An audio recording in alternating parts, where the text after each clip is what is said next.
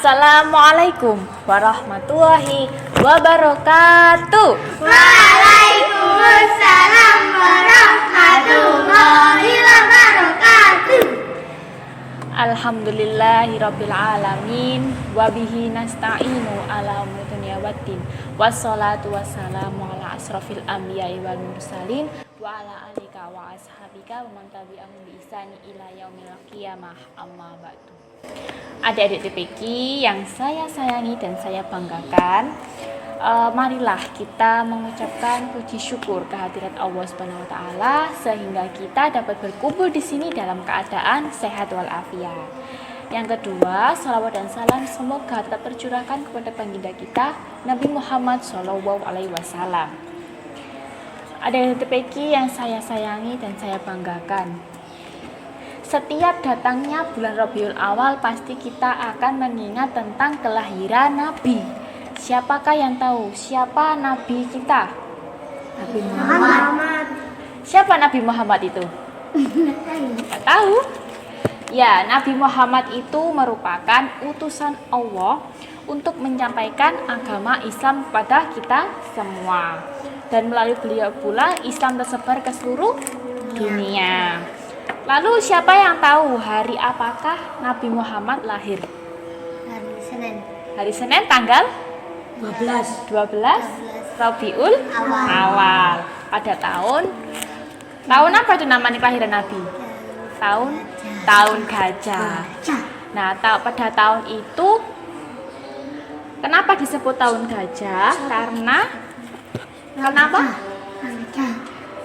Karena kira-kira sebelum 2 bulan kelahiran Nabi itu ada Raja Abraha dari negeri Yaman dengan bala tentaranya itu menyerang Ka'bah ya, dengan mengendarai pasukan bergajah. Tetapi Allah juga nggak mungkin membantu si Abraha karena Allah juga membela Islam.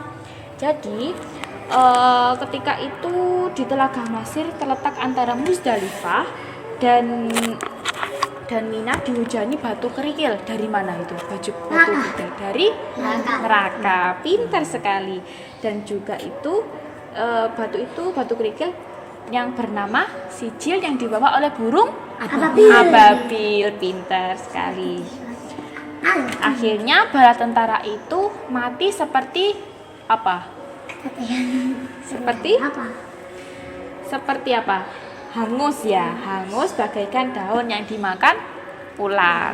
Maka dari itu, makanya pada saat itu tahun kelahiran Nabi disebut tahun gajah. Jadi berita tentang Nabi itu juga cepat tersebar di Jazirah Arab. Bahkan juga seluruh penduduk dunia tahu bahwa kelahiran Nabi itu. Siapa yang tahu siapa nama ayahnya Nabi Muhammad? Siapa? Abdullah. Abdul Talib itu siapa? Abdul Talib. Bukannya Mas. Abdul Talib itu siapa? Siapa yang tahu? Abdul Muthalib. Kakeknya. Seperti sing nyanyi itu loh, sing Nama ayahnya Aminah, ibundanya. Ya. Jadi pada saat itu awalnya kan bayi Nabi Muhammad SAW dititipkan pada seseorang karena sesuai dengan tradisinya pada saat itu. Karena bayi yang baru lahir harus disusui oleh orang ya. Jadi pada saat itu seseorang yang sangat dipercayai oleh keluarga Nabi, yaitu siapa yang tahu namanya siapa? Halimah As-Sa'diyah. Ketika itu beliau disusui oleh Halimah hingga berumur 4 tahun. Dan pada saat itu setelah disusui, pada saat itu siapa yang tahu yang mengasuh beliau hingga dewasa siapa? Halimah hanya menyusui sampai umur 4 tahun. Dan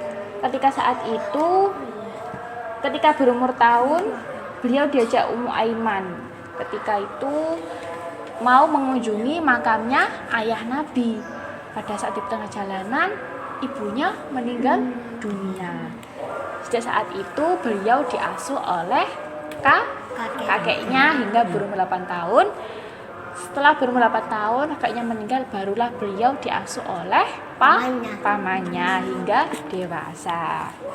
Jadi, akhlak moral yang perlu diperlukan pada kehidupan sekarang itu sangat perlu kita contoh dari teladan Nabi Muhammad ya.